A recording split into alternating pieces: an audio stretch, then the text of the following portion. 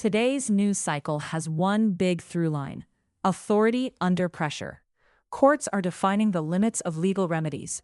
Voters are redefining party power from the ground up. Diplomacy with Iran is moving oil, shipping, and inflation expectations in real time.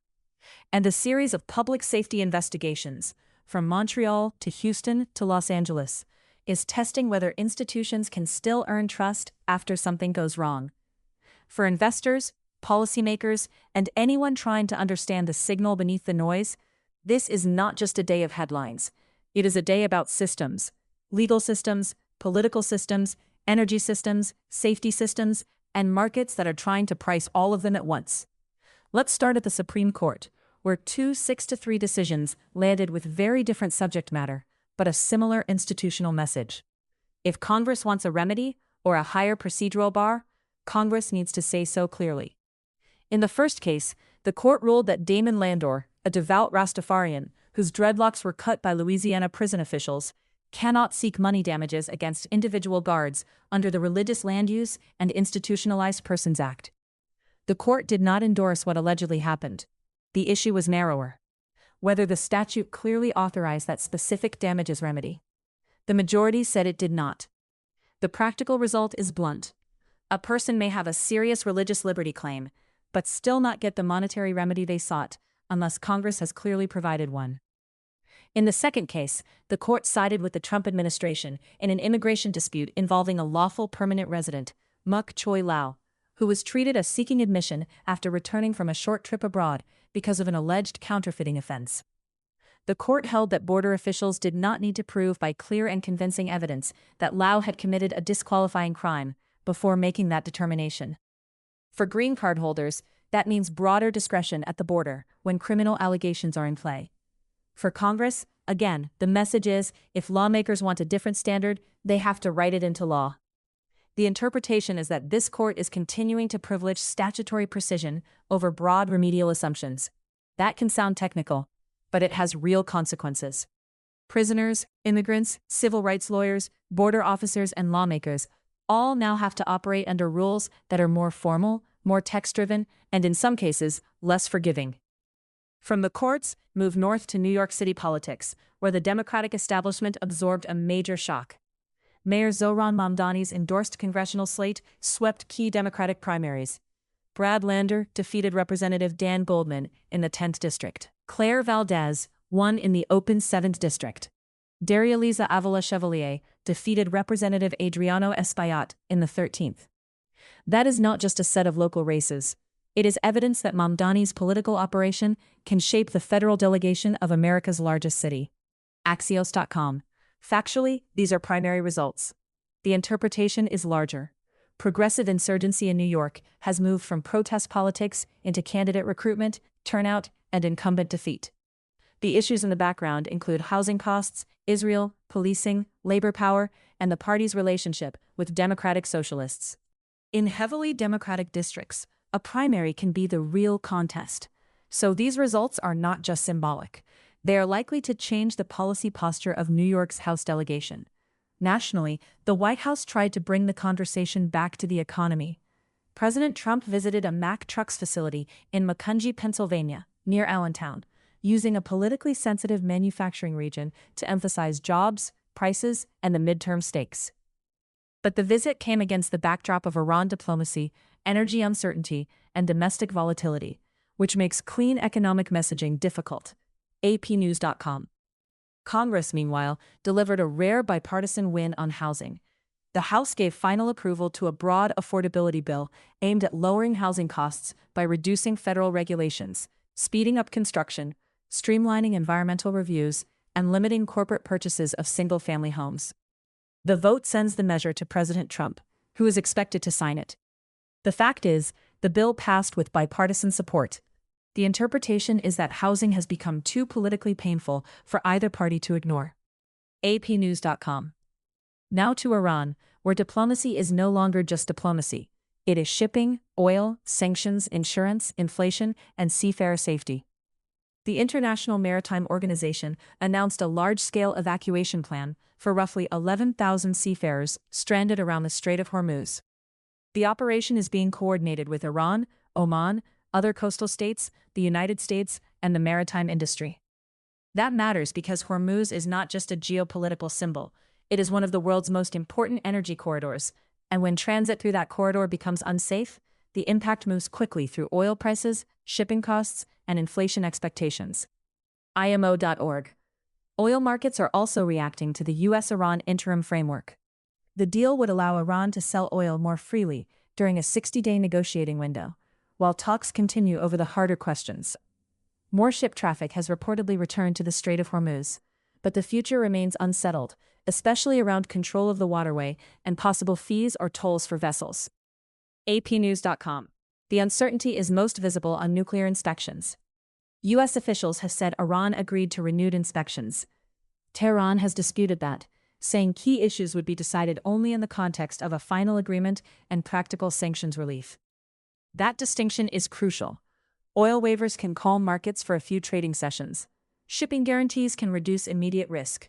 But durable de-escalation depends on verifiable commitments, not competing public descriptions of the same negotiation. An independent United Nations commission accused Israeli forces of deliberately shooting children in Gaza and repeated its accusation that Israel has committed genocide. Israel has rejected similar findings as false and distorted. The fact is that the Commission's allegations add to international legal pressure. The interpretation is that the gap between UN investigative conclusions and Israel's position is becoming a central diplomatic fault line. APnews.com. In Ukraine, Kyiv said its forces struck key infrastructure in Russian-occupied Crimea, including a railway bridge over the North Crimean Canal. Ukraine's Special Operations Forces said the bridge was destroyed as part of a broader effort to isolate the peninsula and disrupt Russian logistics. The military logic is clear: pressure the choke points, complicate resupply, and raise the cost of occupation. Markets, meanwhile, are watching a different kind of pressure: the cost of technological ambition. SpaceX, now under the scrutiny that comes with a public market profile, reportedly expanded a senior unsecured notes offering to $25 billion after investor demand approached $90 billion. The fact is that investor appetite remains enormous. The interpretation is that capital markets are still willing to fund massive infrastructure bets if they believe the payoff could be dominant recurring revenue, lower launch costs, and scale advantages in satellite connectivity and space transport. But that is also the risk. Companies like SpaceX and Tesla are being valued not only on current earnings, but on future infrastructure, future autonomy, future energy systems, and future networks. When expectations are that concentrated, headlines about execution, safety, or financing can matter as much as quarterly results. That brings us to the Tesla crash in the Houston area.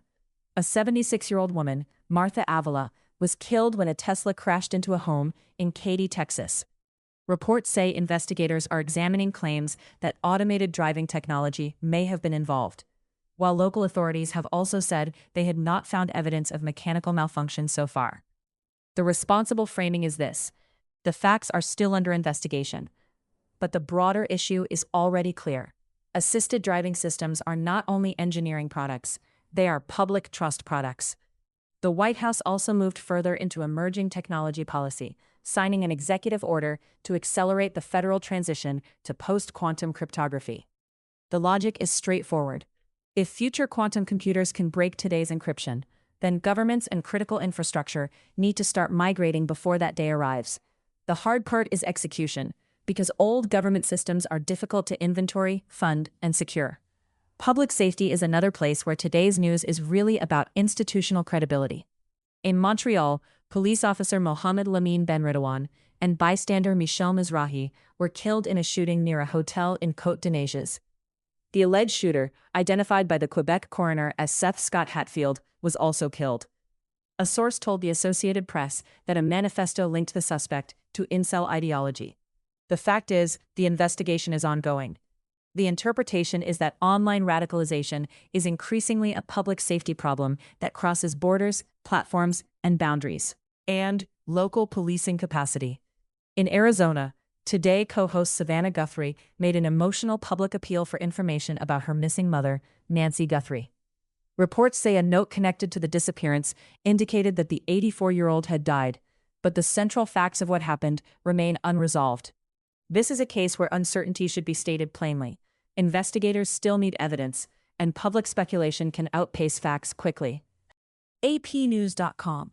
The Justice Department announced charges against 455 people in a nationwide healthcare fraud crackdown involving more than $6.5 billion in alleged false claims. These cases span Medicare, Medicaid, private insurance, and opioid-related schemes. For investors and taxpayers, the lesson is that healthcare spending is not just a budget line. It is a fraud target, a compliance challenge, and a political vulnerability. APnews.com. And in Los Angeles, a fire at a massive cold storage warehouse in Boyle Heights prompted shelter-in-place orders because of hazardous air concerns. The site was listed as a Lineage Logistics cold storage warehouse. Incidents like this often begin as emergency response stories, but they can become environmental monitoring stories, worker safety stories, insurance stories, and regulation stories. APnews.com. Internationally, Britain is again confronting leadership instability. Prime Minister Keir Starmer resigned after less than 2 years in office, setting the United Kingdom on course for its 7th prime minister in a decade. That matters for markets because political turnover can complicate fiscal planning, trade policy, defense commitments, and business confidence. Axios.com. In Washington, President Trump's name was removed from the Kennedy Center facade after court rulings found the renaming could not proceed without congressional approval. On the surface, it is a dispute about a building. Underneath, it is about institutional independence, presidential branding, and the limits of executive power over national cultural spaces. APnews.com. In Europe, a red heat alert in Paris forced the Louvre and Eiffel Tower to close early. That is a climate story, but also an operations story. Extreme heat changes tourism, labor schedules, energy demand, insurance assumptions, and the way historic public spaces function. Le Monde.fr. Even sports carried a business signal. The Washington Wizards selected BYU forward A.J. Debonsa with the #1 pick in the NBA draft, followed by Darren Peterson to the Utah Jazz and Cameron Boozer to the Memphis Grizzlies. That is a basketball story, but also an asset allocation story inside sports. Rookie contracts, franchise rebuilds, and the valuation of young talent. SkySports.com. The NFL declined to hold a 2026 supplemental draft, affecting quarterback Brendan Sorsby's path into the league, while the PGA Tour approved a 2-tier structure beginning in 2028. The shared theme is that leagues are tightening control over player pathways, competition formats, and revenue architecture. NBCSports.com. And at the World Cup, Cristiano Ronaldo became the first player to score in 6 different tournaments, with 2 goals in Portugal's 5-0 win over Uzbekistan. That is a sporting milestone, but it is also a reminder that global sports still runs on narrative scarcity. A single star in a single match can dominate attention across continents. APnews.com. So what should we watch next? First, watch Congress and civil rights groups after the Supreme Court's RLUIPA ruling. If lawmakers believe religious liberty violations need stronger monetary remedies, they now have a clearer invitation to amend the statute. Second, watch whether New York's progressive sweep stays local or becomes a model. If Mamdani-backed candidates can replicate this turnout and candidate discipline elsewhere, Democratic incumbents in safe seats will have to rethink what safe means. Third, watch Iran verification, not just Iran rhetoric. The market can trade on headlines for a day, but oil, shipping, and inflation expectations will eventually need proof: inspections, written commitments, safe passage, and compliance. Fourth, watch the safety investigations. Tesla, Montreal, Los Angeles, and healthcare fraud are very different stories, but they all ask the same question: did the system work before the crisis, during the crisis, and after the crisis? The closing takeaway is this: today's news is volatile because institutions are being stress-tested at the same time.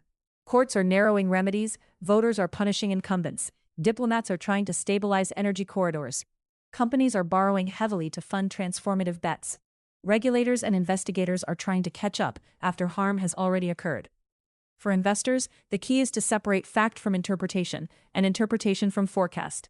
The facts are the rulings, the votes, the charges, the evacuation plans, and the market moves. The interpretation is that authority is being contested across nearly every major system. The forecast is more uncertain. If verification improves, risk premiums could ease. If it doesn't, volatility remains the base case. As always, this is for informational purposes only. It is not financial advice, legal advice, medical advice, or safety advice. Developing stories can change as courts, agencies, investigators, campaigns, and public officials release new information.